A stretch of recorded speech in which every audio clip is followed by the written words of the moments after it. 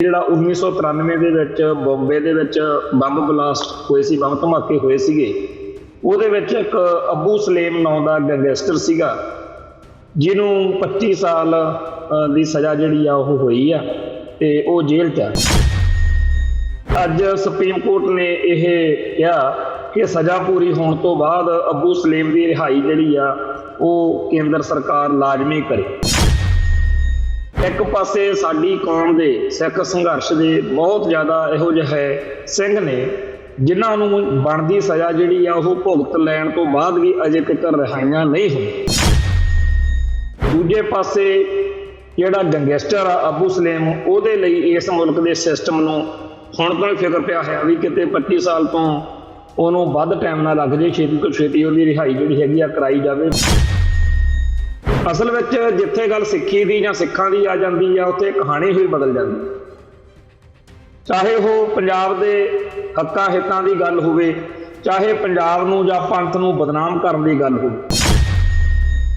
Political science ਦੀ ਕਿਤਾਬ ਆ ਜਿਹੜੀ ਪੰਜਾਬੀ ਯੂਨੀਵਰਸਿਟੀ ਪਟਿਆਲਾ ਦੀ, ਉਹ ਚਰਚਾ 'ਚ ਆ ਜਿਹਦੇ ਵਿੱਚ ਭਾਰਤ ਵਿੱਚ ਟੈਰੋਰਿਜ਼ਮ ਨੂੰ, ਅੱਤਵਾਦ ਨੂੰ ਮੁੱਖ ਰੱਖ ਕੇ ਇੱਕ ਸਵਾਲ ਪੁੱਛਿਆ ਗਿਆ ਤੇ ਪੂਰੀ ਦੀ ਪੂਰੀ ਸਿੱਖ ਕੌਮ ਨੂੰ, ਸਿੱਖਾਂ ਦੇ ਸੰਘਰਸ਼ ਨੂੰ ਬਦਨਾਮ ਕਰਨ ਦੇ ਲਈ ਜੋ ਕੁਝ ਉੱਥੇ ਲਿਖਿਆ ਗਿਆ ਉਹ ਬੇਹੱਦ ਦਿਲ ਦਿਖਾਉਣ ਵਾਲੀ ਗੱਲ ਹੈ।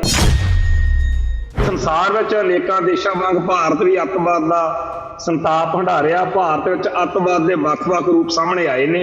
ਇਹਨਾਂ ਚੋਂ ਕੁਝ ਮੁੱਖ ਇਸ ਤਰ੍ਹਾਂ ਦੇ ਨੇ। ਖਾਲਿਸਤਾਨੀ ਅੱਤਵਾਦ 1984-85 ਤੱਕ ਇੱਕ ਖਤਰਨਾਕ ਸਥਿਤੀ 'ਚ ਇਹ ਪਹੁੰਚ ਗਿਆ ਸੀਗਾ ਜੀ। ਗੁਰਦੁਆਰਿਆਂ ਵਿੱਚ ਜੁਝਾਰੂ ਹਥਿਆਰ ਜਮ੍ਹਾਂ ਕਰਨ ਲੱਗ ਪਏ ਤੇ ਅਨੇਕਾਂ ਬੇਦੋਸ਼ੇ ਲੋਕਾਂ ਨੂੰ ਮੌਤ ਦੇ ਘਾਟ ਉਤਾਰ ਦਿੱਤਾ।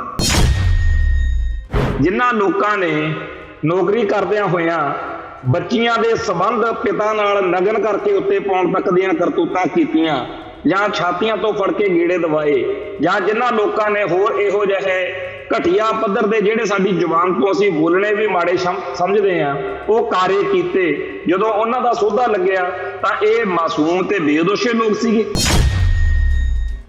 TV 84 ਉੱਤੇ ਪ੍ਰੋਗਰਾਮ ਖਬਰ ਦੀ ਖਬਰ ਦੇਖ ਰਹੇ ਸਾਰੇ ਦਰਸ਼ਕਾਂ ਨੂੰ ਮੈਂ ਸਰਬਜੀਤ ਸਿੰਘ ਘੁਮਾਣ ਫਤਿਹ ਅਰਜ਼ ਕਰਦਾ ਜੀ। ਵਾਹਿਗੁਰੂ ਜੀ ਕਾ ਖਾਲਸਾ, ਵਾਹਿਗੁਰੂ ਜੀ ਕੀ ਫਤਿਹ। ਅੱਜ ਸਿੱਖ ਸੰਘਰਸ਼ ਦੇ ਮਹਾਨ ਯੋਧੇ ਖਾਲਿਸਤਾਨ ਕਮਾਂਡੋ ਫੋਰਸ ਦੇ ਮੁਖੀ ਜਨਰਲ ਲਾਭ ਸਿੰਘ ਦਾ ਸ਼ਹੀਦੀ ਦਿਹਾੜਾ ਜਿਹੜਾ ਕਿ ਉਹਨਾਂ ਦੇ ਪਿੰਡ ਪੰਜਵੜ ਵਿਖੇ ਸਿੱਖ ਸੰਗਤਾਂ ਨੇ ਮਨਾਇਆ। ਉੱਥੇ ਬੜੀ ਵੱਡੀ ਗਿਣਤੀ ਵਿੱਚ ਸਿੱਖ ਸੰਗਤਾਂ ਤੋਂ ਇਲਾਵਾ ਸਿੱਖ ਸੰਘਰਸ਼ ਨਾਲ ਸੰਬੰਧਿਤ ਸ਼ਖਸੀਅਤਾਂ ਨੇ ਹਾਜ਼ਰੀਆਂ ਭਰੀਆਂ ਤੇ ਸ਼ਹੀਦਾਂ ਨੂੰ ਸ਼ਰਧਾ ਦੇ ਫੁੱਲ ਭੇਟ ਕੀਤੇ। ਤੇ ਇਸ ਤੋਂ ਅਗਲੀ ਗੱਲ ਵੱਲ ਜੇ ਆਪਾਂ ਆਈਏ ਤਾਂ ਅੱਜ ਭਾਰਤ ਦੇ ਅਖਬਾਰਾਂ ਦੇ ਵਿੱਚ ਇੱਕ ਖਬਰ ਛਪੀ ਆ ਕਿ ਸੁਪਰੀਮ ਕੋਰਟ ਨੇ ਇੱਕ ਹੁਕਮ ਜਿਹੜਾ ਹੈਗਾ, ਆਰਡਰ ਉਹ ਦਿੱਤਾ, ਜਿਹਦੇ ਵਿੱਚ ਕਿਹਾ ਕਿ ਜਿਹੜਾ 1993 ਦੇ ਵਿੱਚ ਬੰਬੇ ਦੇ ਵਿੱਚ ਬੰਬ ਬਲਾਸਟ ਹੋਏ ਸੀ, ਬੰਬ ਧਮਾਕੇ ਹੋਏ ਸੀਗੇ, ਉਹਦੇ ਵਿੱਚ ਇੱਕ ਅੱਬੂ ਸਲੇਮ ਨਾਂ ਦਾ ਗੈਂਗਸਟਰ ਸੀਗਾ ਜਿਹਨੂੰ 25 ਸਾਲ ਦੀ ਸਜ਼ਾ ਜਿਹੜੀ ਆ ਉਹ ਹੋਈ ਆ ਤੇ ਉਹ ਜੇਲ੍ਹ 'ਚ ਆ। ਤੇ ਅੱਜ ਸੁਪਰੀਮ ਕੋਰਟ ਨੇ ਇਹ ਕਿਹਾ ਕਿ ਸਜ਼ਾ ਪੂਰੀ ਹੋਣ ਤੋਂ ਬਾਅਦ ਅੱਬੂ ਸਲੇਮ ਦੀ ਰਿਹਾਈ ਜਿਹੜੀ ਆ ਉਹ ਕੇਂਦਰ ਸਰਕਾਰ ਲਾਜ਼ਮੀ ਕਰੇ। ਤੇ ਇਸ ਗੱਲ ਦਾ ਆਪਾਂ ਇਸ ਕਰਕੇ ਜ਼ਿਕਰ ਕਰ ਰਹੇ ਹਾਂ ਕਿ ਇੱਕ ਪਾਸੇ ਸਾਡੀ ਕੌਮ ਦੇ ਸਿੱਖ ਸੰਘਰਸ਼ ਦੇ ਬਹੁਤ ਜ਼ਿਆਦਾ ਇਹੋ ਜਿਹੇ ਸਿੰਘ ਨੇ ਜਿਨ੍ਹਾਂ ਨੂੰ ਬਣਦੀ ਸਜ਼ਾ ਜਿਹੜੀ ਆ ਉਹ ਭੁਗਤ ਲੈਣ ਤੋਂ ਬਾਅਦ ਵੀ ਅਜੇ ਤੱਕ ਰਿਹਾਈਆਂ ਨਹੀਂ ਹੋਈਆਂ। 25-25, 30-30 ਸਾਲ ਉਹਨਾਂ ਨੂੰ ਬੈਠਿਆਂ ਨੂੰ ਅੰਦਰ ਹੋ ਗਏ, ਰਿਹਾਈਆਂ ਨਹੀਂ ਹੋਈਆਂ। ਦੂਜੇ ਪਾਸੇ ਜਿਹੜਾ ਗੈਂਗਸਟਰ ਆ ਅੱਬੂ ਸਲੇਮ, ਉਹਦੇ ਲਈ ਇਸ ਮੁਲਕ ਦੇ ਸਿਸਟਮ ਨੂੰ ਹੁਣ ਤੋਂ ਹੀ ਫਿਕਰ ਪਿਆ ਹੈ ਵੀ ਕਿਤੇ 25 ਸਾਲ ਤੋਂ ਉਹਨੂੰ ਵੱਧ ਟਾਈਮ ਨਾ ਲੱਗ ਜੇ, ਛੇਤੀ ਤੋਂ ਛੇਤੀ ਉਹਦੀ ਰਿਹਾਈ ਜਿਹੜੀ ਹੈਗੀ ਆ ਕਰਾਈ ਜਾਵੇ, ਬਣਦੀ ਸਜ਼ਾ ਜਦੋਂ ਉਹਨੇ ਭੁਗਤ ਲਈ। ਸਾਰੇ ਭਾਰਤ ਦਾ ਏਕਾ ਵਾ ਕਿ ਸਿੱਖਾਂ ਦੀਆਂ ਰਿਹਾਈਆਂ ਨਹੀਂ ਕਰਨੀਆਂ, ਪਰ ਅੱਜ ਅੱਬੂ ਸਲੇਮ ਵਰਗਿਆਂ ਲਈ ਸਾਰਾ ਭਾਰਤ ਕਹਿੰਦਾ ਹੈਗਾ ਕਿ ਛੇਤੀ ਤੋਂ ਛੇਤੀ ਇਹਨਾਂ ਨੂੰ ਰਿਹਾਈ ਦਿੱਤੀ ਜਾਵੇ। ਯਾਦ ਕਰੋ ਕਿ ਪ੍ਰੋਫੈਸਰ ਦਵਿੰਦਰਪਾਲ ਸਿੰਘ ਭੁੱਲਰ ਦਾ ਮਸਲਾ ਉਹ ਬਹੁਤ ਵੱਡੇ ਲੈਵਲ ਦੇ ਉੱਤੇ ਉਛਲਿਆ, ਸਾਰੇ ਅੰਤਰਰਾਸ਼ਟਰੀ ਪੱਧਰ ਦੇ ਉੱਤੇ ਇਸ ਗੱਲ ਦੀ ਚਰਚਾ ਹੋਈ ਤੇ ਹੁਣ ਤੱਕ ਅਦਾਲਤ ਨੂੰ, ਸੁਪਰੀਮ ਕੋਰਟ ਨੂੰ ਸੋ ਮੋਟੋ ਨੋਟਿਸ ਲੈਣਾ ਚਾਹੀਦਾ ਸੀ ਕਿ ਭਾਈ ਉਹਦੀ ਰਿਹਾਈ ਕਿਉਂ ਨਹੀਂ ਕੀਤੀ ਜਾ ਰਹੀ, ਜਦੋਂ ਕਿ ਤੁਸੀਂ ਗੁਰੂ ਨਾਨਕ ਸਾਹਿਬ ਜੀ ਦੇ ਪ੍ਰਕਾਸ਼ ਪੁਰਬ ਮੌਕੇ ਹੋਰ ਸਿੰਘਾਂ ਦੇ ਨਾਲ ਪ੍ਰੋਫੈਸਰ ਭੁੱਲਰ ਦੀ ਰਿਹਾਈ ਦਾ ਹੁਕਮ ਜਿਹੜਾ ਹੈ ਕੇਂਦਰ ਸਰਕਾਰ ਵੱਲੋਂ ਜਾਰੀ ਕਰ ਚੁੱਕੇ ਹੋਏ। प्रोफैसर दविंदरपाल सिंह भुल्लर, भाई लखविंदर सिंह नारंगाल, भाई गुरमीत सिंह इंजीनियर ते भाई शमशेर सिंह ते होर बहुत सारे सिंह ने जिन्हां दी रिहाई दे हुक्म जारी कर देण तो बाद भी उन्हां नूं रिहाई हुण तक नहीं हुई। पर इसे मुल्क दे विच गैंगस्टरां दी रिहाई दा इस मुल्क दे सिस्टम नूं बड़ा फिकर। असल विच जिथे गल सिੱਖੀ दी जां सिੱਖਾਂ दी आ जांदी आ उत्थे कहानी ही बदल जांदी है। चाहे वो पंजाब दे हक्कां हितां दी गल होवे, चाहे पंजाब नूं जां पंथ नूं बदनाम करन दी गल होवे। ਅੱਜ ਕੱਲ ਇੱਕ ਪੋਲੀਟੀਕਲ ਸਾਇੰਸ ਦੀ ਕਿਤਾਬ ਆ ਜਿਹੜੀ ਪੰਜਾਬੀ ਯੂਨੀਵਰਸਿਟੀ ਪਟਿਆਲਾ ਦੀ, ਉਹ ਚਰਚਾ ਚ ਆ, ਜਿਹਦੇ ਵਿੱਚ ਭਾਰਤ ਵਿੱਚ ਟੈਰੋਰਿਜ਼ਮ ਨੂੰ, ਅੱਤਵਾਦ ਨੂੰ ਮੁੱਖ ਰੱਖ ਕੇ ਇੱਕ ਸਵਾਲ ਪੁੱਛਿਆ ਗਿਆ ਤੇ ਪੂਰੀ ਦੀ ਪੂਰੀ ਸਿੱਖ ਕੌਮ ਨੂੰ, ਸਿੱਖਾਂ ਦੇ ਸੰਘਰਸ਼ ਨੂੰ ਬਦਨਾਮ ਕਰਨ ਦੇ ਲਈ ਜੋ ਕੁਝ ਉੱਥੇ ਲਿਖਿਆ ਗਿਆ ਉਹ ਬੇਹੱਦ ਦਿਲ ਦਿਖਾਉਣ ਵਾਲੀ ਗੱਲ ਹੈ। ਪਰ ਜਿਹੜਾ ਇਹਨੂੰ ਲਿਖਣ ਵਾਲੇ ਆ, ਜਿਹੜੇ ਇਸ ਕਿਤਾਬ ਨੂੰ ਲਾਗੂ ਕਰਨ ਵਾਲੇ ਆ, ਜਿਹੜੇ ਪੜ੍ਹਾਉਣ ਵਾਲੇ ਆ ਤੇ ਸਾਡੇ ਸਿੱਖ ਬੱਚਿਆਂ ਨੂੰ, ਸਿੱਖ ਵਿਦਿਆਰਥੀਆਂ ਨੂੰ ਇਸ ਤਰੀਕੇ ਨਾਲ ਸਾਡੀ ਹੀ ਕੌਮ ਦੇ ਖਿਲਾਫ ਜ਼ਹਿਰ ਨਾਲ ਭਰਨ ਵਾਲੇ ਆ, ਉਹ ਸਾਰੇ ਦੇ ਸਾਰੇ ਜਿਹੜੇ ਨੇ ਸਾਡੀ ਇਸੇ ਧਰਤੀ ਦੇ ਪੰਜਾਬ ਦੇ ਲੋਕ ਨੇ। ਪਰ ਉਹਨਾਂ ਦੀ ਜਿਹੜੀ ਜਿਹਨ ਆ, ਮਾਨਸਿਕਤਾ, ਸਾਈਕੀ ਆ, ਉਹਦੇ ਵਿੱਚ ਭਾਰਤ ਮਾਤਾ ਕੀ ਜੈ ਬੜੀ ਹੋਈ ਆ। ਇਸ ਕਰਕੇ ਉਹਨਾਂ ਨੂੰ ਲੱਗਦਾ ਕਿ ਸਿੱਖਾਂ ਨੂੰ ਭੰਡਣਾ, ਸਿੱਖੀ ਨੂੰ ਭੰਡਣਾ, ਸਿੱਖ ਕੌਮ ਨੂੰ ਜਲੀਲ ਕਰਨਾ, ਬੇਅਦਬ ਕਰਨਾ ਇਹ बड़ा जरूरी है। फिर सानू ओहदे मिलणगे, तरक्कियां मिलणगियां। तो जिहड़ा इत्थे पोलीटिकल साइंस की किताब आ उहदे विच लिखिया कि भारत विच अतवाद दे मिलदे वख-वख रूपां दा वर्णन करो। ये सवाल आ। हेठां जवाब दिता गया कि संसार विच अनेकां देशां वांग भारत भी अतवाद दा संताप हंडारिया। भारत विच अतवाद दे वख-वख रूप सामने आए ने। इन्हां चों कुछ मुख इस तरह दे ने। खालिस्तानी अतवाद, हुण तुसीं देखो खालिस्तान दे संघर्ष नूं ਜਿਹੜਾ ਕਿ ਸਰਬੱਤ ਦੇ ਭਲੇ ਵਾਲਾ ਗੁਰੂ ਪਾਤਸ਼ਾਹ ਦੇ ਸੁਪਨਿਆਂ ਤੇ ਆਦਰਸ਼ਾਂ ਵਾਲਾ ਜਿਹੜਾ ਰਾਜ ਆ ਉਹ ਸਿਰਜਣ ਦੀ ਗੱਲ ਨੂੰ ਇਹਨਾਂ ਨੇ ਅੱਤਵਾਦ ਕਿਹਾ, ਵੀ ਖਾਲਿਸਤਾਨੀ ਅੱਤਵਾਦ। ਤੋਂ ਇਹ ਲਿਖਿਆ ਕਿ ਇਹ ਅੱਤਵਾਦ ਪੰਜਾਬ ਵਿੱਚ ਵਿਸ਼ੇਸ਼ ਤੌਰ ਤੇ ਭਿੰਡਰਾਂਵਾਲੇ ਦੀ ਅਗਵਾਈ ਵਿੱਚ ਸੁਤੰਤਰ ਰਾਜ ਖਾਲਿਸਤਾਨ ਦੀ ਸਥਾਪਨਾ ਦੇ ਆਦੇਸ਼ ਨਾਲ ਹੋਇਆ ਸੀ। ਸੰਤ ਗਿਆਨੀ ਜਰਨੈਲ ਸਿੰਘ ਜੀ ਖਾਲਸਾ ਭਿੰਡਰਾਂਵਾਲਿਆਂ ਨੂੰ ਸਿੱਖ ਕੌਮ ਸਦੀ ਦਾ ਮਹਾਨ ਸਿੱਖ ਐਲਾਨੀ ਹੋਈ ਹੈ, ਐਲਾਨ ਚੁੱਕੀ ਹੈ। पर सदी दे महान सिख ऐलानण दे बावजूद भारतीयां नूं इन्नी नफरत आ साडे नाल कि मूरे संत अखर लाउण तो भी इनकारी ने ते सिद्धा लिखदे आ कि भिंडरांवाले दी अगवाई च जिवें कोई आम जिहा गलत जिहा व्यक्ति होवे। तो संत ਗਿਆਨੀ ਜਰਨੈਲ ਸਿੰਘ जी खालसा भिंडरांवालियां दी शान दे अनुकूल शब्द वरतण दी बजाए ਜਿਹੜੇ लोग इस तरीके नाल माड़े भैड़े लहजे च गल करदे आ ਉਹਨਾਂ ਦੇ ਜਦੋਂ ਪੁੜੇ ਸੇਕੇ ਜਾਣ ਫਿਰ ਉਦੋਂ ਸਾਰਾ ਰੌਲਾ ਪੈ ਜਾਂਦਾ ਕਿ ਜੀ ਸਿੱਖ ਵਧੀਕੀ ਕਰਦੇ ਆ, ਸਿੱਖ ਰੋਹ ਕਰਦੇ ਆ, ਜੀ ਸਿੱਖ ਗਲਤ ਕਰਦੇ ਆ। ਖੈਰ ਇਹ ਲਿਖਿਆ ਕਿ 1984-85 ਤੱਕ ਇੱਕ ਖਤਰਨਾਕ ਸਥਿਤੀ 'ਚ ਇਹ ਪਹੁੰਚ ਗਿਆ ਸੀਗਾ ਜੀ। ਗੁਰਦੁਆਰਿਆਂ ਵਿੱਚ ਜੁਝਾਰੂ ਹਥਿਆਰ ਜਮ੍ਹਾਂ ਕਰਨ ਲੱਗ ਪਏ ਤੇ ਅਨੇਕਾਂ ਬੇਦੋਸ਼ੇ ਲੋਕਾਂ ਨੂੰ ਮੌਤ ਦੇ ਘਾਟ ਉਤਾਰ ਦਿੱਤਾ। ਕਿਹੜੇ ਬੇਦੋਸ਼ੇ ਲੋਕਾਂ ਨੂੰ ਮਾਰ ਦਿੱਤਾ ਗਿਆ ਸੀ? ਇੱਥੇ ਕਿਸੇ ਬੇਦੋਸ਼ੇ ਨੂੰ ਨਹੀਂ ਮਾਰਿਆ। ਹਾਂ, ਇੱਥੇ ਵਾਰਦਾਤਾਂ ਹੋਈਆਂ ਨੇ, पर हर एक वारदात दे विच मुजरम नूं, दोषी नूं पहले ही पता हुंदा सी कि इस व्यक्ति ने आह कांड कीता। जिन्हां लोकां ने पंजाब दे विच नौकरी करदियां होइयां सिखां दे दाड़ी केस मुन्ने, जिन्हां लोकां ने नौकरी करदियां होइयां बच्चियां दे संबंध पिता नाल नगन करके उत्ते पाउण तक दीयां करतूतां कीतीआं जां छातियां तो फड़ के गीड़े दवाए, जां जिन्हां लोकां ने होर इहो जिहे घटिया पद्धर दे ਜਿਹੜੇ ਸਾਡੀ ਜ਼ੁਬਾਨ ਤੋਂ ਅਸੀਂ ਬੋਲਣੇ ਵੀ ਮਾੜੇ ਸਮਝਦੇ ਆ ਉਹ ਕਾਰੇ ਕੀਤੇ। ਜਦੋਂ ਉਹਨਾਂ ਦਾ ਸੋਧਾ ਲੱਗਿਆ ਤਾਂ ਇਹ ਮਾਸੂਮ ਤੇ ਬੇਦੋਸ਼ੇ ਲੋਕ ਸੀਗੇ। ਇਹ ਲੋਕ ਤਾਂ ਉਹ ਸੀ ਜਿਨ੍ਹਾਂ ਨੂੰ ਕਤਲ ਕਰਨ ਵਾਲੇ ਲੋਕਾਂ ਨੂੰ ਹੀਰੋ ਤੇ ਨਾਇਕ ਦਾ ਦਰਜਾ ਜਿਹੜਾ ਹੈਗਾ ਸਮਾਜ ਨੇ ਦੇਣਾ ਸੀ ਤੇ ਦਿੱਤਾ ਵੀ ਹੈ।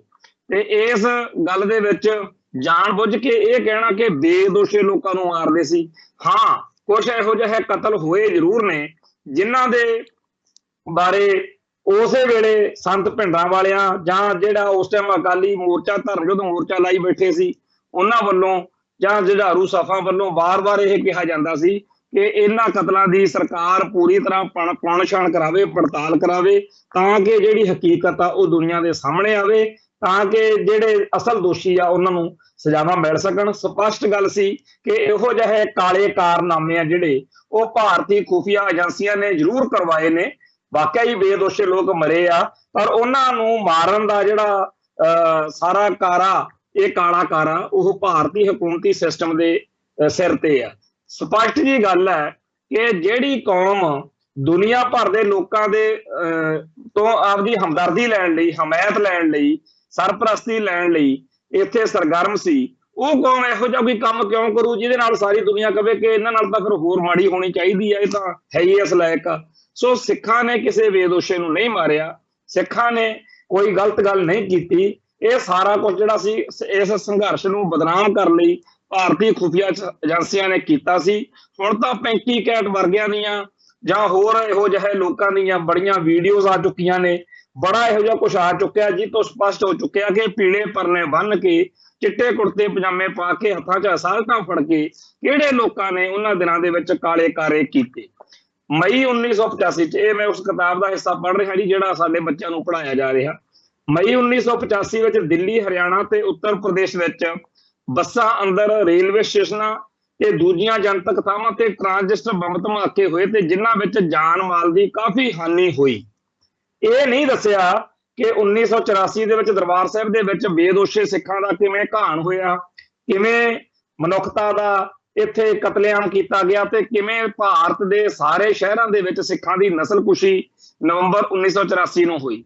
ਇੱਕ ਪੂਰਾ ਹਫ਼ਤਾ ਜਿਹੜਾ ਸੀਗਾ ਉਹ ਰਾਜੀਵ ਗਾਂਧੀ ਦੀ ਸਰਕਾਰ ਨੇ ਖੁੱਲੀ ਛੁੱਟੀ ਦੇਈ ਰੱਖੀ ਕਿ ਜਿੱਥੇ ਵੀ ਕੋਈ ਸਿੱਖ ਮਿਲਦਾ ਮਾਰੋ, ਸਿੱਖਾਂ ਦੀਆਂ ਧੀਆਂ ਭੈਣਾਂ ਨੂੰ ਬੇਪੱਤ ਕਰੋ, ਸਿੱਖਾਂ ਦੀਆਂ ਜਾਇਦਾਦਾਂ ਲੁੱਟ ਲਓ, ਸਿੱਖਾਂ ਦੇ ਗੁਰਧਾਮਾਂ ਨੂੰ ਅੱਗਾਂ ਲਾ ਦਿਓ, ਸਿੱਖਾਂ ਦੇ ਇਸ਼ਟ ਸਾਹਿਬ ਸ੍ਰੀ ਗੁਰੂ ਗ੍ਰੰਥ ਸਾਹਿਬ ਦੇ ਸਰੂਪਾਂ ਦੀ ਬੇਅਦਬੀ ਕਰੋ।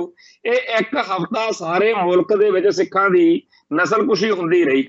ਭਾਰਤ ਦੀ ਰਾਜਧਾਨੀ ਦੇ ਵਿੱਚ ਇੱਕ ਵਿਡੋ ਕਲੋਨੀ ਬਣ ਗਈ, ਵਿਧਵਾਵਾਂ ਦੀ ਕਲੋਨੀ। ਭਾਰਤ ਦੇ ਵਿੱਚ ਮਾਰੇ ਗਏ ਇਹਨਾਂ ਲੋਕਾਂ ਦਾ ਕਸੂਰ ਕੀ ਸੀ? ਕਸੂਰ ਇਹ ਸੀ ਵੀ ਉਹ ਸਿੱਖ ਨੇ। ਨਾ ਤਾਂ ਉਹਨਾਂ ਨੂੰ ਇਹ ਪਤਾ ਸੀ ਵੀ ਇੰਦਰਾ ਗਾਂਧੀ ਮਾਰੀ ਕਿਹਨੇ ਆ, ਨਾ ਉਹਨਾਂ ਨੂੰ ਇਹ ਪਤਾ ਸੀ ਕਿ ਬੇਅੰਤ ਸਿੰਘ ਤੇ ਸਤਵੰਤ ਸਿੰਘ ਨਾਂ ਦੇ ਦੋ ਸਿੱਖ ਨੌਜਵਾਨ ਇੱਥੇ ਨੌਕਰੀ ਕਰਦੇ ਆ। ਉਹ ਜਿਹੜਾ ਕੰਮ ਹੋਇਆ ਉਹ ਇੱਕ ਵੱਖਰਾ ਗੱਲ ਸੀ, ਪਰ ਇਹਨਾਂ ਲੋਕਾਂ ਦਾ ਘਾਣ ਕਰਨ ਵਾਲੇ, ਕਤਲੇਆਮ ਕਰਨ ਵਾਲੇ ਲੋਕਾਂ ਨੂੰ ਬਾਅਦ ਵਿੱਚ ਅਹੁਦੇ ਦਿੱਤੇ ਗਏ, MP ਬਣਾਇਆ ਗਿਆ, ਉਹਨਾਂ ਨੂੰ ਵੱਡੀਆਂ ਵੱਡੀਆਂ ਗੱਡੀਆਂ, ਸਿਕਿਉਰਟੀਆਂ ਦਿੱਤੀਆਂ ਗਈਆਂ ਤੇ 1984 ਤੋਂ ਅੱਜ 2022 ਆ ਗਿਆ, ਕਿਸੇ ਵੀ ਕਾਤਲ ਦਰਿੰਦੇ ਨੂੰ ਕੋਈ ਸਜ਼ਾ ਨਹੀਂ ਦਿੱਤੀ ਗਈ। ਇਹ ਇਸ ਮੁਲਕ ਨੇ ਉਹਨਾਂ ਲੋਕਾਂ ਨੂੰ ਬਚਾਇਆ ਤੇ ਜੇਕਰ ਰਿਐਕਸ਼ਨ ਦੇ ਵਿੱਚ ਸਿੱਖਾਂ ਨੇ ਕਾਰਵਾਈ ਕਰਤੀ ਤਾਂ ਉਹਦੇ ਬਾਰੇ ਸਿੱਖਾਂ ਨੂੰ, ਸਿੱਖਾਂ ਦੇ ਬੱਚਿਆਂ ਨੂੰ ਭੜਕਾਉਣ ਦੇ ਲਈ, ਗਲਤ ਦਰਸਾਉਣ ਦੇ ਲਈ ਆਹ ਲਿਖ ਦਿੱਤਾ ਕਿ ਜੀ ਇਹਨਾਂ ਨੇ ਤਾਂ ਬੰਬ ਧਮਾਕੇ ਕੀਤੇ ਸੀ, ਬੜੇ ਮਾੜੇ ਕੀਤੇ ਸੀ। ਬੰਬ ਧਮਾਕੇ ਹੋਏ ਜ਼ਰੂਰ ਨੇ, ਪਰ ਬੰਬ ਧਮਾਕੇ ਉਹਨਾਂ ਥਾਵਾਂ ਤੇ ਉਹਨਾਂ ਲੋਕਾਂ ਦੇ ਅਗੇਂਸਟ ਕੀਤੇ ਗਏ ਜਿਨ੍ਹਾਂ ਨੇ ਇਸ ਨਸਲਕੁਸ਼ੀ ਦੀ ਅਗਵਾਈ ਕੀਤੀ ਸੀ। ਰਾਸ਼ਟਰਪਤੀ ਸ਼ੰਕਰ ਦਿਆਲ ਸੀ, ਉਹਦੀ ਜਿਹੜੀ ਸੀਗੀ ਵਾਈਫ ਗਤਾਂਜਲੀ, ਉਹ ਮੌਕੇ ਤੇ ਸੀ ਜਦੋਂ ਉਹਨੂੰ ਸਿੰਘ ਸੋਧਾ ਲਾਉਣ ਗਏ ਤੇ ਇਵੇਂ ਹੀ ਕਈ ਹੋਰ ਸੀਗੇ ਜਿਨ੍ਹਾਂ ਨੂੰ ਸੋਧਾ ਲੱਗਿਆ। ਇਹ ਸਾਰੇ ਦੇ ਸਾਰੇ ਉਹ ਲੋਕ ਸੀ ਜਿਨ੍ਹਾਂ ਦੇ ਬਾਰੇ ਭਾਰਤੀ ਹਕੂਮਤੀ ਤੰਤਰ ਨੇ ਕਤਲੇਆਮ ਕਰਵਾਇਆ। ਜਦੋਂ ਬਾਅਦ ਵਿੱਚ ਇੱਕ ਰਿਪੋਰਟ ਜਿਹੜੀ ਸੀ, ਜਿਹੜੀ ਸਿੱਖਾਂ ਨੇ ਤਿਆਰ ਨਹੀਂ ਕੀਤੀ, ਗੈਰ ਸਿੱਖਾਂ ਨੇ ਤਿਆਰ ਕੀਤੀ ਆ, ਉਸ ਰਿਪੋਰਟ ਦੇ ਵਿੱਚ ਸਾਰਾ ਲਿਖਿਆ ਸੀ ਵੀ ਇਹ ਅਸਲ ਦੋਸ਼ੀ ਨੇ। ਉਹ ਕਿਤਾਬ 'ਚ ਦੋਸ਼ੀ ਕੌਣ, ਉਹਦੇ ਵਿੱਚ ਸਾਰੀ ਗੱਲ ਲਿਖੀ ਹੋਈ ਸੀਗੀ ਕਿ ਇਹਨਾਂ ਲੋਕਾਂ ਨੇ ਇਹ ਕਤਲੇਆਮ ਕਰਾਇਆ। ਸੋ ਜਦੋਂ ਸਾਡੇ ਸਿੱਖ ਨੌਜਵਾਨਾਂ ਨੂੰ ਪਤਾ ਲੱਗਿਆ ਕਿ ਉਹ ਕਾਤਲ ਦਰਿੰਦੇ ਨੇ, ਉਹਨਾਂ ਚੋਂ ਫਿਰ ਜਿੰਨੇ ਕੁ ਸੋਧੇ ਗਏ ਸਿੱਖਾਂ ਨੇ ਆਪ ਠੋਕਿਆ। ਕੌਣ ਕਹਿੰਦਾ ਕਿ ਨਹੀਂ ਅਸੀਂ ਕੀਤਾ?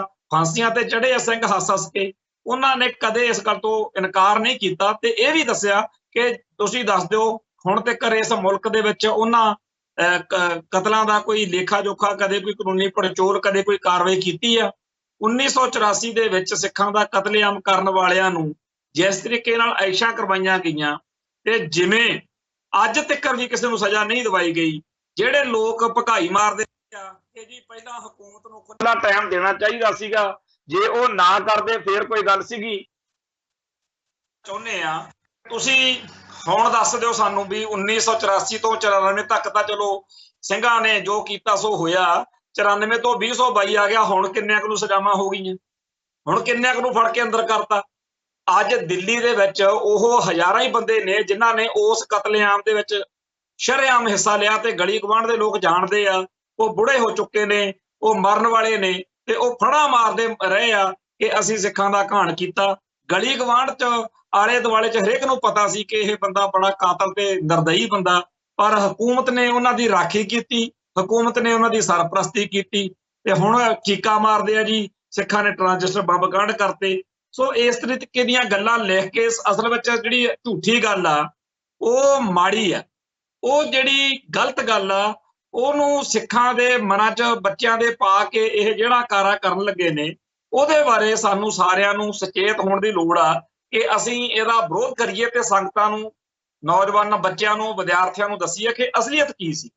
ਸੋ ਇਹ ਕਹਿ ਦੇਣਾ ਕਿ ਮਈ 84 ਚ ਸਿੱਖਾਂ ਨੇ ਬਲਾਸਟ ਕੀਤੇ, ਹਰਿਆਣੇ ਤੇ ਯੂਪੀ 'ਚ ਆ ਹੋਇਆ, ਇਹ ਗੱਲ ਅਧੂਰੀ ਸਚਾਈ ਆ। ਪੂਰੀ ਗੱਲ ਦੱਸੋ ਵੀ ਪਹਿਲਾਂ ਇੰਦਰਾ ਮਰਨ ਤੋਂ ਬਾਅਦ ਵਿੱਚ ਤੁਸੀਂ ਕੀ ਕੀਤਾ ਸੀ। रिएक्शन तो दसता, एक्शन भी दसो ना। अगे लिखिया कि 20 अगस्त 1985 विच अकाली दल के प्रधान संत लौंगोवाल का कतल कर दिता गया। क्यों किया गया? क्योंकि उस लौंगोवाल ने गदारी की थी। राजीव लौंगोवाल समझौता पिठ पंजाब की ते पंथ की पिठ छुरा मारन वाला काम सी। जिस दरियाई पानी नूं बचाउण दे लई पूरी नहर का मोर्चा लग्या, जिस दरियाई पानी नूं बचाउण लई धर्म युद्ध मोर्चा लग्या, जिस आनंदपुर दे मते दी प्राप्ति लई एडा वड्डा मोर्चा लग्या, उहदे सिखर ते मोर्चे दे गए होया करके इन्हां ने दरबार साहिब ते हमला करता। मोर्चे दीयां मंगां मन्नण दी बजाए संत भिंडरां वालियां नूं, जिन्हां दे खिलाफ एक भी मुकदमा दर्ज नहीं सी ते एक भी उन्हां दे खिलाफ वांटड़ नहीं सी किसी गल दे विच, ਤੇ ਇਹ ਕਹਿੰਦੇ ਜੀ ਸਾਨੂੰ ਉਹ ਸੰਤ ਭਿੰਡਰਾਂ ਵਾਲੇ ਜਿਹੜੇ ਉਹਨਾਂ ਨੂੰ ਮਾਰਨਾ ਸਾਡੇ ਲਈ ਜ਼ਰੂਰੀ ਸੀ, ਤੇ ਉਹ ਭਾਈ ਦੱਸ ਤਾਂ ਦਿੰਦੇ ਵੀ ਕਿਹੜੇ ਜੁਰਮ 'ਚ। ਸੋ ਇਹ ਸਾਰਾ ਕੁਝ ਕਰਾਉਣ ਤੋਂ ਬਾਅਦ ਲੌਂਗੋਵਾਲ ਜਾ ਕੇ ਹੀ ਕਰਕੇ ਰਸਗੁੱਲੇ ਖਾਇਆ ਆ ਤੇ ਨਾਲ 3-4 ਲੰਡੂ ਆਪਦੇ ਲਿਜਾ ਕੇ ਉੱਥੇ ਰਾਜੀਵ ਗਾਂਧੀ ਦੇ ਨਾਲ ਬਹਿ ਕੇ ਫੋਟੋਆਂ ਕਰਾ ਕੇ ਗਦਾਰੀ ਕਰਕੇ ਜਦੋਂ ਆ ਗਿਆ, ਤੇ ਫਿਰ ਉਹ ਪੰਜਾਬ ਜਿਹੜਾ ਅਣਖ ਗੈਰਤ ਵਾਲਿਆਂ ਦਾ ਪੰਜਾਬ, ਜਿਹੜਾ ਸੂਰਮਗਤੀ ਵਾਲਿਆਂ ਦਾ ਪੰਜਾਬ, ਉੱਥੋਂ ਸੂਰਮੇ ਉੱਠੇ ਤੇ ਉਹਨਾਂ ਨੇ ਲੌਂਗੋਵਾਲ ਠੋਕਤਾ। ਇਹ ਕਿੱਡੀ ਕੁ ਗੱਲ ਹੈਗੀ ਹੈ ਜਿਹੜੀ ਤੁਸੀਂ ਅੱਜ ਨਿਆਣਿਆਂ ਨੂੰ ਮਿਸਗਾਈਡ ਕਰਨ ਲੱਗੇ ਹੋ? ਸੱਚੀ ਗੱਲ ਦੱਸੋ ਨਾ। ਅੱਗੇ ਇਸ ਤੋਂ ਅੱਗੇ ਲਿਖਿਆ ਕਿ ਜੀ ਬੱਸ ਵਿੱਚ ਯਾਤਰਾ ਕਰਨ ਸਮੇਂ ਅਨੇਕਾਂ ਯਾਤਰੂਆਂ ਦੇ ਕਤਲ ਕਰਤੇ, ਕਨਿਸ਼ਕ ਜਹਾਜ਼ ਦਾ ਧਮਾਕਾ ਕਰਤਾ, 300 ਨਿਰਦੋਸ਼ ਯਾਤਰੀ ਮਾਰਤੇ, ਰਾਜਨੀਤਿਕ ਨੇਤਾਵਾਂ, ਪੱਤਰਕਾਰਾਂ, ਪੁਲਿਸ ਅਫਸਰਾਂ ਤੇ ਨਿਰਦੋਸ਼ ਵਿਅਕਤੀਆਂ ਦੇ 1984-85 ਤੋਂ 1992 ਵਿਚਕਾਰ ਕਤਲ ਹੋਏ। 114 हिंदू रेल यात्रुओं का लुधियाने कोल बद्दोवाल रेलवे स्टेशन ते जून 1991 च जान तो मार देना, पंजाब ते उस तो बाहर अनेकां थावां ते बैंक आदि लुटना। हुण गल इह आ भी 114 हिंदू मारते, बड़ियां चीकां पैंदियां, हुण तां कहंदे हुणे 35,000 मारता। जदों पुछदे आ भी 35 दी लिस्ट दे दो तां गल नहीं आउंदी। ਇਹ ਜਿਹੜੇ 114 ਇਹ ਤਾਂ ਚੇਤੇ ਆ ਜਿਹੜੇ ਸਾਡੇ ਢੇਰੀਆਂ ਲਾਤੀਆਂ ਕੱਲੇ ਅੰਮ੍ਰਿਤਸਰ ਦੇ, ਕੱਲੇ ਦਿੱਲੀ ਵਾਲਿਆਂ ਦਾ ਹੀ ਲੇਖਾ ਦੇ ਦਿਓ, ਕਲਕੱਤੇ ਵਿੱਚ, ਕਾਨਪੁਰ ਚ, ਬਕਾਰੋ ਚ, ਹਰਿਆਣੇ ਚ ਜੋ ਕੁਝ ਸਾਡਿਆਂ ਨਾਲ, ਸਾਡੀ ਕੌਮ ਨਾਲ ਵਾਪਰਿਆ। 114 ਹਿੰਦੂਆਂ ਦਾ ਦੁੱਖ ਹੈ, ਹੋਣਾ ਚਾਹੀਦਾ ਵੀ ਭਾਈ ਜੇ ਕੋਈ ਨਜਾਇਜ਼ ਮਾਰਿਆ। ਸਭ ਤੋਂ ਪਹਿਲੀ ਗੱਲ ਤਾਂ ਇਹ ਕਿ ਪੰਜਾਬ ਦੇ ਵਿੱਚ ਸੰਘਰਸ਼ ਲੜ ਰਹੇ ਲੋਕਾਂ ਨੇ ਬੇਦੋਸ਼ੇ ਲੋਕਾਂ ਨੂੰ ਜਾਂ ਕਿਸੇ ਨੂੰ ਸਿਰਫ ਹਿੰਦੂ ਹੋਣ ਕਰਕੇ ਵੀ ਹਿੰਦੂਆਂ ਤੇ ਮਾਰ ਦਿਓ, ਇਹ ਕੰਮ ਸਾਡੇ ਧਰਮ 'ਚ ਨਹੀਂ ਆਉਂਦਾ।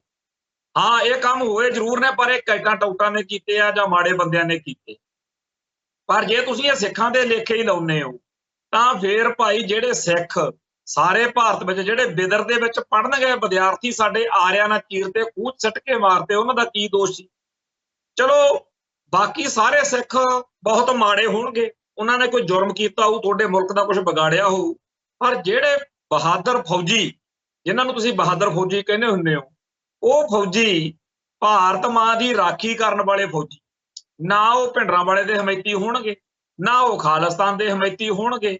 ਉਹ ਨਵੰਬਰ 84 ਨੂੰ ਥਾਂ ਥਾਂ ਤੇ ਵੱਢ ਕੇ ਢੇਰੀਆਂ ਲਾਤੀਆਂ। ਨੰਗਲੋਈ ਦਿੱਲੀ ਦੇ ਕੋਲ ਇੱਕ ਰੇਲਵੇ ਸਟੇਸ਼ਨ ਆ, ਉੱਥੇ ਜੋ ਕੁਝ ਹੋਇਆ ਉਹਦੀ ਲੇਖਾ ਕੌਣ ਦਊਗਾ?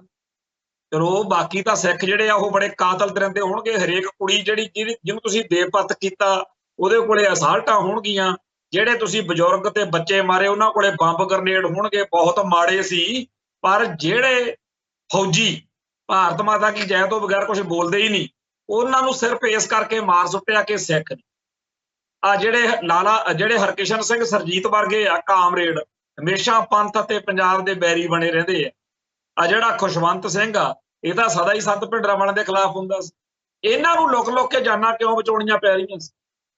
ਆ ਜਿਹੜੇ ਵੱਡੇ ਵੱਡੇ फौज ਦੇ पुलिस ਦੇ ਅਧਿਕਾਰੀ ਨੇ ਇਹਨਾਂ ਨੂੰ ਪੁੱਛ ਕੇ ਦੇਖੋ ਨਵੰਬਰ 84 ਚ ਕੀ ਵਾਪਰਿਆ ਸੀ। ਸੋ ਇਹ ਕਹਿਣਾ ਕਿ 114 ਹਿੰਦੂ ਮਾਰਤੇ, ਜੇ ਭਾਈ ਉਹ ਨਜਾਇਜ਼ ਮਾਰੇ ਨੇ ਤਾਂ ਬੜੀ ਮਾੜੀ ਗੱਲ ਆ, ਪਰ ਸਾਨੂੰ ਇੰਨਾ ਕੁ ਤਾਂ ਸਮਝਾ ਦਿਓ ਬਈ ਇਹਨਾਂ ਦਾ ਤਾਂ ਬੜਾ ਦੁੱਖ ਆ ਜਿਹੜੇ ਲੋਕ ਸਿੱਖ ਸਿਰਫ ਇਸ ਕਰਕੇ ਮਾਰ ਦਿੱਤੇ ਕਿ ਉਹ ਸਿੱਖਾਂ ਦੇ ਘਰੇ ਕਿਉਂ ਜੰਮੇ ਆ, ਉਹਨਾਂ ਦਾ ਲੇਖਾ ਪਾਉਣ ਦਿਓ। ਅੰਤਰਰਾਸ਼ਟਰੀ ਪੱਧਰ ਦੇ ਉੱਤੇ ਨਾਲੇ ਸਿੱਖਾਂ ਨੂੰ ਕੁੱਟਿਆ ਗਿਆ, ਨਾਲੇ ਬਦਨਾਮ ਕੀਤਾ ਗਿਆ, ਨਾਲੇ ਸਿੱਖਾਂ ਦੀ ਨਸਲਕੁਸ਼ੀ ਕੀਤੀ ਗਈ, ਨਾਲੇ ਸਾਰੇ ਸੰਸਾਰ ਵਿੱਚ ਇਹ ਗੱਲ ਬਣਾਈ ਗਈ ਕਿ ਹਜੇ ਤਾਂ ਇਹਨਾਂ ਨਾਲ ਘੱਟ ਹੋਈ ਆ ਤਾਂ ਬਹੁਤ ਮਾੜੇ ਬੰਦੇ ਆ, ਇਹਨਾਂ ਨਾਲ ਹੋਰ ਹੋਣੀ ਚਾਹੀਦੀ ਹੈ। ਸੋ ਅਸਲ ਵਿੱਚ ਖਾਲਿਸਤਾਨੀ ਸੰਘਰਸ਼ ਦੇ ਨਾਂ ਹੇਠ ਜੋ ਕੁਝ ਸਾਡੀ ਕੌਮ ਨਾਲ ਵਾਪਰਿਆ ਅਜੇ ਉਹਦਾ ਲੇਖਾ ਜੋਖਾ ਹੋਇਆ ਹੀ। ਸਾਡੇ ਨਾਲ ਜੋ ਕੁਝ ਇਸ ਲਹਿਰ ਨੂੰ, ਖਾਲਿਸਤਾਨ ਦੇ ਸੰਘਰਸ਼ ਨੂੰ ਦਬਾਉਣ ਦੇ ਨਾਂ ਤੇ ਕੀਤਾ ਗਿਆ, ਅਜੇ ਸਾਡੀ ਕੌਮ ਦੇ ਪੱਲੇ ਸੱਚ ਉਹ ਪਿਆ ਨਹੀਂ। ਪਰ ਸਮਾਂ ਸਦਾ ਇੱਕਸਾਰ ਨਹੀਂ ਰਹਿੰਦਾ। ਇਤਿਹਾਸ ਦੇ ਵਿੱਚ ਇਹ ਗੱਲ ਜ਼ਰੂਰ ਦਰਜ ਹੋਊਗੀ ਕਿ ਜਦੋਂ ਸਿੱਖਾਂ ਨੂੰ ਕੋਈ ਰਾਹ ਨਹੀਂ ਛੱਡਿਆ, ਦਰਬਾਰ ਸਾਹਿਬ ਤੇ ਹਮਲੇ ਤੋਂ ਬਾਅਦ ਕੋਈ ਬਚੀ ਨਹੀਂ ਗੱਲ, ਤੇ ਜਦੋਂ ਸਿੱਖਾਂ ਨੇ ਖਾਲਿਸਤਾਨ ਦੀ ਗੱਲ ਕੀਤੀ ਤਾਂ ਉਹ ਗੱਲ ਉਹੀ ਸੀ ਜਿਹੜੀ 1947 ਤੋਂ ਪਹਿਲਾਂ ਗਾਂਧੀ ਤੇ ਨਹਿਰੂ ਵਰਗੇ ਕਰਦੇ ਹੁੰਦੇ ਸੀ, ਬਈ ਜੇ ਸਿੱਖਾਂ ਦੇ ਕੋਲ, ਸਿੱਖਾਂ ਤੋਂ ਬਗੈਰ ਅਸੀਂ ਕਾਨੂੰਨ ਹੀ ਨਹੀਂ ਪਾਸ ਕਰਾਂਗੇ, ਪਰ ਜੇ ਸਿੱਖਾਂ ਦੀ ਕੋਈ ਤਸੱਲੀ ਨਾ ਹੋਈ ਤਾਂ ਸਿੱਖ ਕਿਰਪਾਨ ਫੜ ਕੇ ਆਪਦਾ ਹੱਕ ਲੈ ਸਕਦੇ। ਸਿੱਖਾਂ ਨੇ ਖਾਲਿਸਤਾਨ ਇਸ ਕਰਕੇ ਛੱਡਿਆ ਸੀ, ਸਿੱਖਾਂ ਨੇ ਪਾਕਿਸਤਾਨ ਨਾਲ ਰਲਣ ਦਾ ਫੈਸਲਾ ਇਸੇ ਕਰਕੇ ਬਦਲਿਆ ਕਿ ਆਪਾਂ ਭਾਰਤ ਨਾਲ ਰਲਣਾ, ਕਿਉਂਕਿ ਗਾਂਧੀ ਤੇ ਨਹਿਰੂ ਗੁਰਦੁਆਰਿਆਂ 'ਚ ਖੜ ਕੇ ਲੱਖਾਂ ਲੋਕਾਂ ਦੇ ਸਾਹਮਣੇ ਸੌਹਾਂ ਖਾਂਦੇ ਸੀ, ਪਰਣ ਕਰਦੇ ਸੀ। ਜਦੋਂ ਉਹ ਸੌਹਾਂ, ਜਦੋਂ ਉਹ ਪਰਣ, ਜਦੋਂ ਬ੍ਰੋਕਨ ਪ੍ਰੋਮਿਸਿਸ ਹੋ ਗਏ, ਜਦੋਂ ਕੋਈ ਪ੍ਰੋਮਿਸ ਪੂਰਾ ਨਾ ਕੀਤਾ, ਉਦੋਂ ਫਿਰ ਸਿੱਖਾਂ ਨੇ 1984 ਤੋਂ ਬਾਅਦ ਇਹ ਦੇਖਿਆ ਕਿ ਮੱਕਿਓਂ ਪਰਾਂ ਮੁਸਲਮਾਨ ਲਈ ਉਜਾੜ ਹੈ, ਦਰਬਾਰ ਸਾਹਿਬ ਤੇ ਹਮਲਾ ਹੋ ਗਿਆ, ਹੁਣ ਆਪਣੇ ਕੋਲੇ ਕੋਈ ਹੋਰ ਰਾਹ ਨਹੀਂ ਬਚਿਆ, ਆਓ ਰਲ ਮਿਲ ਕੇ ਆਪਦੀ ਕੌਮ ਦਾ ਘਰ ਬਣਾਈਏ। ਤੇ ਉਹਨੂੰ ਤੁਸੀਂ ਕਹਿਤਾ ਵੀ ਅੱਤਵਾਦ ਆ, ਤੇ ਉਸ ਲਹਿਰ ਨੂੰ ਬਦਨਾਮ ਕਰਨ ਦੇ ਲਈ ਆਪ ਇਹੋ ਜਿਹੇ ਕਾਲੇ ਕਾਰੇ ਕੀਤੇ ਜਿਹਦੇ ਨਾਲ ਸੰਘਰਸ਼ ਬਦਨਾਮ ਹੋਵੇ। ਤੇ ਹੁਣ ਆ ਸਾਡੇ ਹੀ ਨਿਆਣਿਆਂ ਨੂੰ ਯੂਨੀਵਰਸਿਟੀਆਂ ਦੇ ਵਿੱਚ ਕਿਤਾਬਾਂ ਰਾਹੀਆਂ ਪੜ੍ਹਾ ਰਹੇ ਹੋ ਕਿ ਜੀ ਇਹ ਬੜੇ ਮਾੜੇ ਸੀ, ਪਰ ਅਸੀਂ ਜਿਉਂਦੇ ਜਾਗਦੇ ਬੈਠੇ ਆ, ਤੁਹਾਡੇ ਕਾਲੇ ਕਾਰਿਆਂ ਦਾ ਠੋਕਵਾਂ ਵਿਰੋਧ ਜਿਹੜਾ ਹੈਗਾ ਉਹ ਕਰਾਂਗੇ। ਸੋ ਅੱਜ ਜਿਹੜੀ ਇਹ ਕਿਤਾਬ ਆ ਉਹਦੀ ਇੱਕ ਇੱਕ ਅੱਖਰ ਪੜ੍ਹ ਕੇ ਲਾਂਬੂ ਲੱਗਦੇ ਆ, ਪਰ ਗੱਲ ਜਿਹੜੀ ਆ ਕਰਨੀ ਜ਼ਰੂਰੀ ਆ। ਸੋ ਅੱਗੇ ਵਿੱਚ ਲਿਖਿਆ ਬਈ ਖਾਲਿਸਤਾਨੀ ਸਮਰਥਕ ਅੱਤਵਾਦੀਆਂ ਨੇ ਨਫ਼ਰਤ ਤੇ ਹਿੰਸਾ ਦੀ ਜੋ ਅੱਗ ਵਾਲੀ, ਉਸ ਵਿੱਚ ਪੰਜਾਬ ਦੀ ਸੁੱਖ ਸ਼ਾਂਤੀ ਤੇ ਖੁਸ਼ਹਾਲੀ ਸਭ ਤਬਾਹ ਹੋ ਗਿਆ। ਹੁਣ ਤਾਂ ਭਾਈ ਫਿਰ ਇਸ ਵੇਲੇ ਤਾਂ ਕੋਈ ਖੜਕੂ ਵਾਰਦਾਤਾਂ ਹੋ ਨਹੀਂ ਰਹੀਆਂ, ਫਿਰ ਹੁਣ ਕਾਹਤੋਂ ਪੰਜਾਬ ਦੇ ਚੱਪੇ ਚੱਪੇ ਉੱਤੇ ਲੋਥਾਂ ਦੇ ਢੇਰ ਲੱਗੇ ਹੋਏ ਨੇ। ਆ ਜਿਹੜਾ ਚਿੱਟਾ ਆ, ਚਿੱਟਾ ਖਾ ਖਾ ਕੇ ਕੌਣ ਕਿਹਨੂੰ ਮਾਰ ਰਿਹਾ, ਇਹ ਕਿਹਦੀ ਸਾਜ਼ਿਸ਼ ਆ? ਪਹਿਲਾਂ ਤੁਸੀਂ ਗੋਲੀਆਂ ਨਾਲ ਮਾਰਿਆ, ਅਸਾਲਟਾਂ ਨਾਲ ਮਾਰਿਆ, ਫਿਰ ਹੁਣ ਤੁਸੀਂ ਚਿੱਟੇ ਦੇ ਨਸ਼ੇ ਨਾਲ ਮਾਰ ਰਹੇ ਹੋ। ਉਹ ਵੀ ਸਿੱਖਾਂ ਦੀ ਨਸਲਕੁਸ਼ੀ ਸੀ, ਇਹ ਵੀ ਸਿੱਖਾਂ ਦੀ ਨਸਲਕੁਸ਼ੀ ਹੈ। ਜੇ ਉਹ ਕਾਲਾ ਦੌਰ ਸੀ, ਫਿਰ ਹੁਣ ਤਾਂ ਚਿੱਟਾ ਦੌਰ ਆ ਨਾ, ਹੁਣ ਤਾਂ ਸ਼ਾਂਤੀ ਆ। ਉਹ ਤਾਂ ਕਹਿੰਦੇ ਸੀ ਬੜਾ ਮਾੜਾ, ਫਿਰ ਆ ਸ਼ਾਂਤੀ ਦੇ ਦੌਰ ਵਿੱਚ ਕਦੇ ਸਾਡੇ ਇਸ਼ਟ ਦੀ ਬੇਅਦਬੀ, ਕਦੇ ਸਾਡੇ ਦਰਿਆਈ ਪਾਣੀ ਲੁੱਟੇ ਜਾ ਰਹੇ ਨੇ, ਕਦੇ ਭਗਵੰਤ ਮਾਨ ਵਰਗੇ ਚਵੜਾ ਮਾਰਦੇ ਆ ਕਿ ਚੰਡੀਗੜ੍ਹ ਜਿਹੜਾ ਹੈਗਾ ਜੀ ਉੱਥੇ ਜੇ ਹਰਿਆਣੇ ਨੂੰ ਥਾਂ ਦੇਣਾ ਸਾਨੂੰ ਵੀ ਦੇ ਦਿਓ। ਤੇ ਅੱਜ ਅਖਬਾਰਾਂ ਦੇ ਵਿੱਚ ਇਸ ਗੱਲ ਤੇ ਚਰਚਾ ਚੱਲ ਰਹੀ ਆ ਕਿ ਇਹ ਬੰਦੇ ਜਿਹੜੇ ਨੇ ਪੰਜਾਬ ਨੂੰ ਬਚਾਉਣਗੇ ਕਿਵੇਂ। ਉਹ ਜਿਹੜੀ ਲੜਾਈ ਪੰਜਾਬ ਅਤੇ ਪੰਥ ਦੇ ਹੱਕਾਂ ਹਿੱਤਾਂ ਲਈ ਲੜੀ ਗਈ, ਔਰ ਪੰਜਾਬ ਦੇ ਪਾਣੀਆਂ ਦੇ ਰਾਖੇ ਸੂਰਮੇ, ਉਹਨਾਂ ਨੂੰ ਕਹਿੰਦੇ ਜੀ ਅੱਤਵਾਦੀ ਸੀ। ਸੋ ਅੱਗੇ ਲਿਖਿਆ ਕਿ ਕੇਂਦਰ ਸਰਕਾਰ ਨੇ ਜੂਨ 84 ਨੂੰ ਬਲੂ ਸਟਾਰ ਆਪਰੇਸ਼ਨ ਕੀਤਾ, ਇਹ 'ਚ ਹਰਮੰਦਰ ਸਾਹਿਬ ਤੇ ਦੂਜੇ ਗੁਰਦੁਆਰਿਆਂ 'ਚ ਸੈਨਿਕ ਕਾਰਵਾਈ ਕੀਤੀ। ਇਸ ਕਾਰਵਾਈ 'ਚ ਭਿੰਡਰਾਂਵਾਲਾ ਤੇ ਅਨੇਕਾਂ ਅੱਤਵਾਦੀਆਂ ਦੇ ਨਾਲ ਗੁਰਦੁਆਰਿਆਂ ਵਿੱਚ ਆਏ ਅਨੇਕਾਂ ਬੇਦੋਸ਼ੇ ਸ਼ਰਧਾਲੂ ਵੀ ਮਾਰੇ ਗਏ, ਅਨੇਕਾਂ ਅੱਤਵਾਦੀ ਫੜ ਲਏ। ਇਹਦੀ ਪ੍ਰਤੀਕਿਰਿਆ ਵਜੋਂ ਅਕਤੂਬਰ 1984 ਨੂੰ ਇੰਦਰਾ ਗਾਂਧੀ ਨੂੰ ਉਹਨਾਂ ਦੇ ਅੰਗ ਰੱਖਿਅਕਾਂ ਨੇ ਮਾਰਤਾ। ਤੋ ਇਹ ਜਿਹੜੀ ਸਾਰੀ ਕਹਾਣੀ ਆ, ਇਹਦੇ ਵਿੱਚ ਸਿੱਖਾਂ ਦੇ ਖਿਲਾਫ ਪੂਰਾ ਜ਼ੋਰ ਪਾ ਕੇ ਇਹ ਗੱਲ ਸਿੱਖ ਬੱਚਿਆਂ ਦੇ ਮਨ 'ਚ ਬਿਠਾਉਣ ਦਾ ਯਤਨ ਆ ਵਿਦਿਆਰਥੀਆਂ ਦੇ ਕਿ ਇਹ ਜਿਹੜੀ ਲਹਿਰ ਸੀ ਬੜੀ ਮਾੜੀ ਸੀ, ਇਹ ਸੰਘਰਸ਼ ਬਹੁਤ ਗਲਤ ਸੀ। ਔਰ ਇਹੋ ਜਿਹੀਆਂ ਘੱਟੋ ਘੱਟ 30-35 ਹੋਰ ਕਿਤਾਬਾਂ ਨੇ ਜਿਹੜੀਆਂ ਸੰਘਰਸ਼ ਦੇ ਖਿਲਾਫ ਸਿੱਖ ਵਿਦਿਆਰਥੀਆਂ ਨੂੰ ਪੜ੍ਹਾਈਆਂ ਜਾ ਰਹੀਆਂ ਨੇ ਯੂਨੀਵਰਸਿਟੀਆਂ ਦੇ ਵਿੱਚ, ਸਕੂਲਾਂ ਕਾਲਜਾਂ ਦੇ ਵਿੱਚ। ਆਪਾਂ +2 ਦੀ 12ਵੀਂ ਦੀ ਕਿਤਾਬ ਦਾ ਰੌਲਾ ਪਾਉਂਦੇ ਰਹੇ ਹਾਂ ਕਿ ਉਹਦੇ ਵਿੱਚ ਬਹੁਤ ਗਲਤ ਲਿਖਿਆ ਗਿਆ, ਬਹੁਤ ਮਾੜਾ ਲਿਖਿਆ ਗਿਆ, ਪਰ ਇਹੋ ਜਿਹੀਆਂ ਬਹੁਤ ਕਿਤਾਬਾਂ, ਕੁਝ ਕਿਤਾਬਾਂ ਅਜੇ ਨੋਟਸ ਵਿੱਚ ਆ ਗਈਆਂ ਨੇ, ਕੁਝ ਨਹੀਂ ਆਈਆਂ। ਪਿੱਛੇ ਜੇ ਇੱਥੇ ਇੱਕ ਪ੍ਰਾਈਵੇਟ ਯੂਨੀਵਰਸਿਟੀ ਦੇ ਵਿਦਿਆਰਥੀ ਮੇਰੇ ਕੋਲ 40-50 ਕਿਤਾਬਾਂ ਦਾ ਪਲੰਦਾ ਛੱਡ ਕੇ ਗਏ ਆ ਵੀ ਆ ਉਹਨਾਂ ਨੇ ਆਪ ਮਿਹਨਤ ਕਰਕੇ ਵਿੱਚ ਉਹਦੇ ਟੈਗ ਲਾ ਲਾ ਕੇ ਦੱਸਿਆ ਸੀਗਾ ਕਿ ਆਹ ਦੇਖੋ ਭਾਜੀ ਇੱਥੇ ਆਹ ਗਲਤ ਲਿਖਿਆ, ਇੱਥੇ ਉਹ ਗਲਤ ਲਿਖਿਆ। ਸਾਡੀ ਕੌਮ ਜਿਹੜੀ ਆ ਇੱਥੇ ਗੁਲਾਮ ਆ ਤੇ ਸਾਡੇ ਬੱਚੇ ਜਿਹੜੇ ਨੇ ਉਹਨਾਂ ਨੂੰ ਗਲਤ ਪੜ੍ਹਾਇਆ ਜਾ ਰਿਹਾ।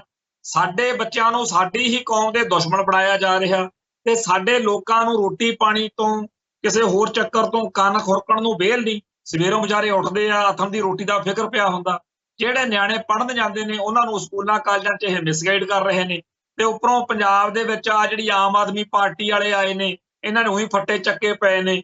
ਪੰਜਾਬ ਦੇ ਲੋਕਾਂ ਨੂੰ ਤਾਂ ਕੀ ਰੁਜ਼ਗਾਰ ਮਿਲਣਾ, ਆਮ ਆਦਮੀ ਪਾਰਟੀ ਦੇ ਸਪੋਰਟਰਾਂ ਨੂੰ ਤਾਂ ਕੀ ਕੁਝ ਮਿਲਣਾ ਹੈ। ਉਹ ਬਾਹਰਲੇ ਸੂਬਿਆਂ ਤੋਂ ਲਿਆ ਕੇ ਉੱਥੋਂ ਦੇ ਯੂਪੀ ਬਿਹਾਰ ਦੇ ਬੰਦਿਆਂ ਨੂੰ ਇੱਥੇ ਕੰਮ ਦੇ ਰਹੇ ਨੇ। ਕੀ ਹੈ ਬਈ ਇਹਨਾਂ ਦਿਨਾਂ ਦੇ ਵਿੱਚ ਬੜੀ ਚਰਚਾ ਚੱਲ ਰਹੀ ਆ ਕਿ ਜਿਹੜਾ ਰਾਘਵ ਚੱਡਾ ਵੀ ਇਹਨੂੰ ਲਾਤਾ। ਇਹਦਾ ਚਲੋ ਆਪਾਂ ਕੱਲ ਵੀ ਗੱਲ ਕਰ ਲਈ, ਪਰ ਇੱਕ ਗੱਲ ਹੋਰ ਕਮਾਲ ਦੀ ਹੋਈ ਆ ਬਈ ਜਿਹੜਾ ਰਾਘਵ ਚੱਡੇ ਵਰਗਾ ਹੀ ਇੱਕ ਹੋਰ ਆ, ਉਹ ਬੰਦਾ ਬਿਲਕੁਲ ਹੀ ਸ਼ਕਲ ਤੋਂ ਸਾਫ਼ ਦਿਖਦਾ ਵੀ ਉਹ ਨਾ ਪੰਜਾਬੀ ਆ। ਉਹ ਕਹਿੰਦੇ ਆ ਵੀ ਆਗਰੇ ਇਲਾਹਾਬਾਦ ਵੱਲ ਦਾ ਬੰਦਾ, ਉਹਨੂੰ ਫੜ ਕੇ ਇੱਥੇ ਰੱਖ ਦਿੱਤਾ ਪੰਜਾਬ 'ਚ। ਕਾਹਦੇ ਲਈ? ਉਹ ਕਹਿੰਦੇ ਜੀ ਹੁਣ ਇੱਥੇ ਸੋਸ਼ਲ ਮੀਡੀਆ ਅਸਿਸਟੈਂਟ ਮੈਨੇਜਰ ਆ ਅੰਕਿਤ ਸਕਸੈਨਾ, ਇਹਦਾ ਨਾਮ ਆ। ਇਹਨੂੰ ਕਹਿੰਦੇ ਜੀ ਘੱਟੋ ਘੱਟ ਲੱਖ ਰੁਪਇਆ ਤਨਖਾਹ ਜਿਹੜੀ ਆ ਉਹ ਦਿਆ ਕਰਨੀ। ਇਹੋ ਜਿਹੇ ਪੰਜਾਬ ਦੇ ਵਿੱਚ ਘੱਟੋ ਘੱਟ 100 ਜਿਹੜਾ ਹੈਗਾ ਬੰਦਾ ਉਹ ਰੱਖਿਆ ਜਿਨ੍ਹਾਂ ਨੂੰ ਲੱਖ ਰੁਪਇਆ ਤਨਖਾਹ ਜਿਹੜੀ ਆ ਉਹ ਦੇਣੀ ਹੈ। ਤੇ ਇਹ ਬੰਦੇ ਜਿਹੜੇ ਨੇ ਇਹਨਾਂ ਦੀ ਇਹ ਤਨਖਾਹ ਇਹਨਾਂ ਨੂੰ 10,000 ਰੁਪਏ ਮਹੀਨਾ ਦੇਣਗੇ। ਬਾਕੀ ਜਿਹੜੀ ਹੈਗੀ ਆ ਉਹ ਪੰਜਾਬ ਤੋਂ ਲਿਜਾ ਕੇ ਦਿੱਲੀ ਵਿੱਚ ਆਪਦੇ ਬੰਦੇ ਜਿਹੜੇ ਨੇ ਆਮ ਆਦਮੀ ਪਾਰਟੀ ਦੇ, ਉਹਨਾਂ ਨੂੰ ਜਿਹੜਾ ਹੈਗਾ ਰਜਾਉਣਾ। ਤੋਂ ਪੰਜਾਬ ਨੂੰ ਇੱਕ ਬਸਤੀ ਬਣਾ ਕੇ ਲੁੱਟਿਆ ਜਾ ਰਿਹਾ। ਯੂਪੀ ਬਿਹਾਰ ਦੇ ਹੋਰਨਾਂ ਸੂਬਿਆਂ ਦੇ, ਦਿੱਲੀ ਦੇ ਲੋਕ ਲਿਜਾ ਇੱਥੇ ਭਰਤੀ ਕਰਕੇ ਭਗਵੰਤ ਮਾਨ ਝੁੱਡੂ ਵਾਂਗੂ ਬੈਠਾ ਜਿਹੜਾ ਹੈਗਾ ਸਾਈਨ ਕਰੀ ਜਾਂਦਾ, ਤੇ ਜਿਹੜਾ ਰਾਘਵ ਚੱਡੇ ਵਰਗੇ ਨੇ ਤੇ ਜਿਹੜੇ ਆਹ ਕੇਜਰੀਵਾਲ ਵਰਗੇ ਨੇ ਉਹ ਲਿਆ ਕੇ ਆਪਦੇ ਬੰਦਿਆਂ ਨੂੰ ਇੱਥੇ ਲਾਈ ਜਾਂਦੇ।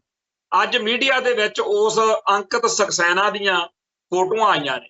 ਇਹਨਾਂ ਨੇ ਤਾਂ ਉਹਨੂੰ ਬੜਾ ਵੱਡਾ ਤੇ ਮਹਾਨ ਫਿਲਾਸਫਰ ਬਣਾ ਕੇ ਪੇਸ਼ ਕੀਤਾ ਵੀ ਪਤਾ ਨਹੀਂ ਕਿੱਡੀ ਕੁ ਤੋਪ ਆ, ਪਰ ਉਹਦੀਆਂ ਫੋਟੋਆਂ ਦਾ ਅੰਦਾਜ਼ ਦੱਸਦਾ ਬਈ ਉਹ ਇੱਕ ਆਮ ਜਿਹਾ ਬਿਲਕੁਲ ਮਹਾਦੇਸੀ ਬੰਦਾ ਜਿਹਨੂੰ ਸਾਡੇ ਪਿੰਡਾਂ 'ਚ ਦਿਹਾੜੀ ਨਾ ਕੋਈ ਲੈ ਕੇ ਜਾਵੇ। ਪਰ ਉਸ ਬੰਦੇ ਨੂੰ ਇਹਨਾਂ ਨੇ ਅੰਕਿਤ ਸਕਸੈਨਾ ਨੂੰ ਬੜੀ ਵੱਡੀ ਤੋਪ ਬਣਾ ਕੇ ਕਹਿੰਦੇ ਜੀ ਇਹ ਤਾਂ ਹੁਣ ਸੋਸ਼ਲ ਮੀਡੀਆ ਅਸਿਸਟੈਂਟ ਮੈਨੇਜਰ ਆ।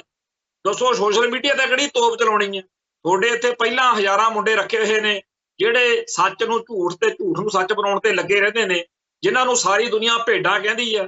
ਤੇ ਉਹ ਲੋਕ ਸਿੱਖੀ ਅਤੇ ਸਿੱਖਾਂ ਦੇ ਖਿਲਾਫ, ਪੰਥ ਅਤੇ ਪੰਜਾਬ ਦੇ ਖਿਲਾਫ ਭੁਗਤ ਰਹੇ ਨੇ। ਆਮ ਆਦਮੀ ਪਾਰਟੀ ਦਾ ਡੋਰੂ ਖੜਕਾ ਰਹੇ ਨੇ।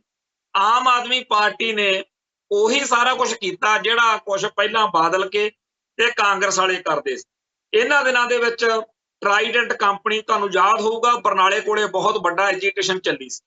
ਉਹਦੇ ਵਿੱਚ ਰਜਿੰਦਰ ਗੁਪਤਾ ਨਾਮ ਦਾ ਸੀ ਜਿਹੜਾ ਉਹ ਟਰਾਈਡੈਂਟ ਕੰਪਨੀ ਦਾ ਚੇਅਰਮੈਨ ਸੀਗਾ। ਉਹ ਪਹਿਲਾਂ ਜਿਹੜਾ ਪੰਜਾਬ ਪਲੈਨਿੰਗ ਬੋਰਡ ਆ ਇਹਦਾ ਉਹ ਬਾਦਲ ਹੋਣਾ ਵੇਲੇ ਵੀ ਚੇਅਰਮੈਨ ਰਿਹਾ, ਫਿਰ ਕਾਂਗਰਸ ਦੀ ਆ ਗਈ ਤਾਂ ਫਿਰ ਉਹ ਚੇਅਰਮੈਨ ਬਣ ਗਿਆ। ਹੁਣ ਉਹ ਆਮ ਆਦਮੀ ਪਾਰਟੀ ਦੀ ਸਰਕਾਰ ਆ ਗਈ ਤਾਂ ਫਿਰ ਉਹ ਚੇਅਰਮੈਨ ਆ। ਉਹ ਇਹ ਜਿਹੜੇ ਲੋਕ ਨੇ, ਇੰਡਸਟਰੀਲਿਸਟ ਨੇ, ਪੈਸੇ ਵਾਲੇ ਨੇ, ਇਹ ਉਹਦੇ ਖਰੀਦ ਰਹੇ ਨੇ।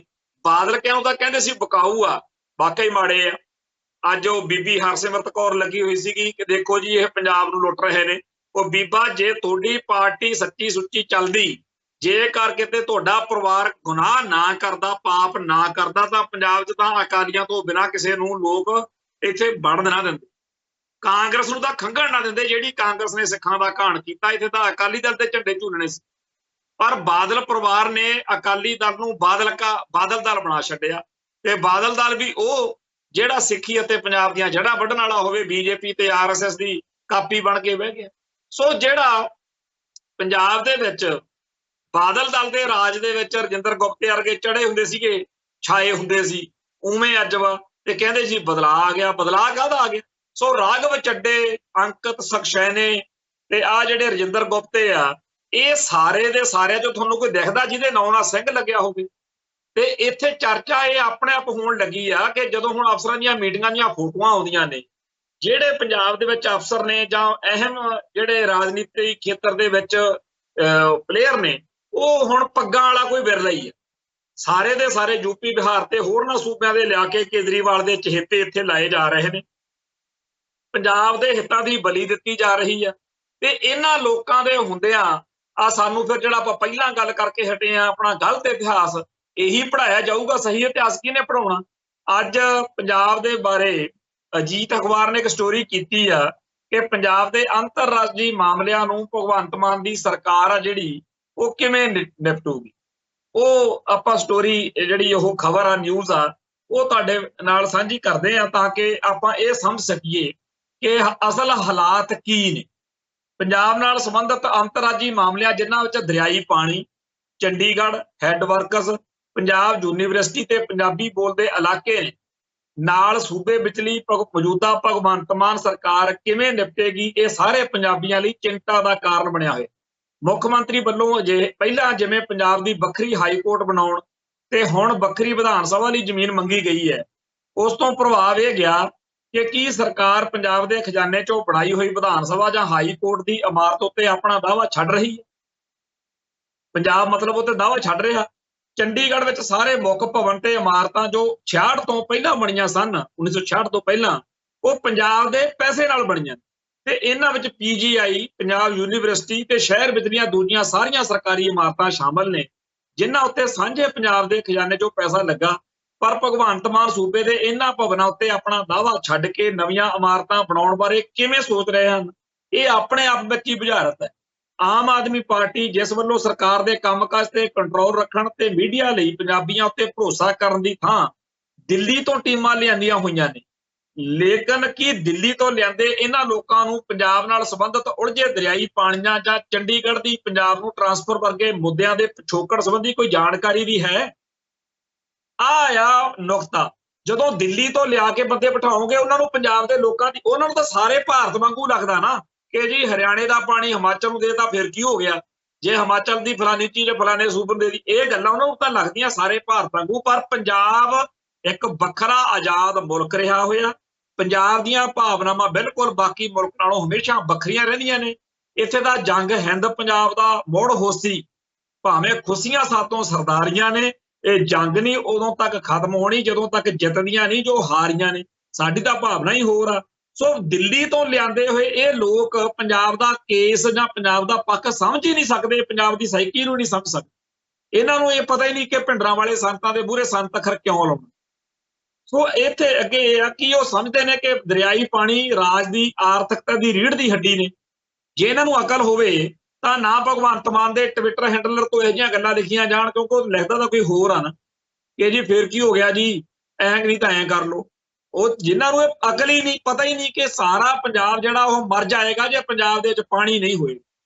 ਅਕਲ ਹੀ ਨਹੀਂ, ਜਦੋਂ ਪਤਾ ਹੀ ਨਹੀਂ, ਸੁਰਤ ਹੀ ਨਹੀਂ।